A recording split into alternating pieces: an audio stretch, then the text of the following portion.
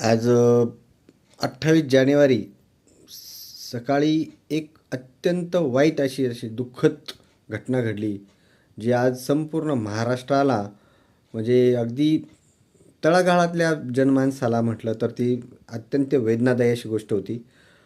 दादा गेल्याची गोष्ट म्हणजे अगदी मनाला पटतच नव्हती. म्हणजे विश्वासच नव्हता बसत, की ह्या गोष्टीला असं काय होऊ शकतं वगैरे.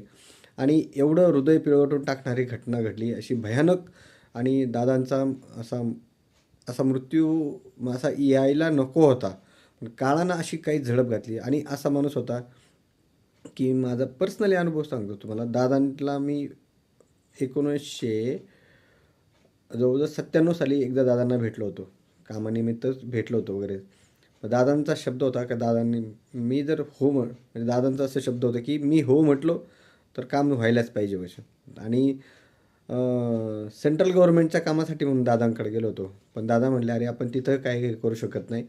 महाराष्ट्र शासनाचं कुठे जर काम असलं ना छोटंसं ना, त्यातलं तू जरूर सांग," म्हणला. "नाही जर काम झालं तर मग आपल्याशी बोलतो. आपल्याला येऊन भेट," म्हणे.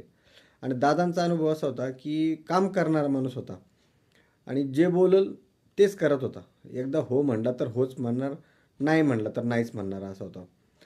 इतकं म्हणजे कामाचा माणूस होता. आणि मी अत्यंत म्हणजे राजकारण समजा एक बाजूला राहू द्या, पण एक व्यक्ती म्हणून दादांना ना व्यक्तिशः खूप मानायचो.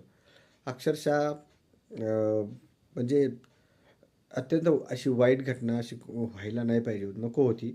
तर ते दादांना एक भावपूर्ण श्रद्धांजली म्हणून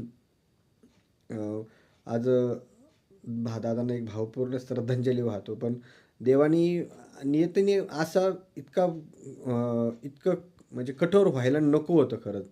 दादांसाठी ही गोष्ट नाही, दादांसाठी नाही म्हणजे आम्हालाच म्हणजे कुणालाच्याच मनाला न पटणारी गोष्ट आहे अशी.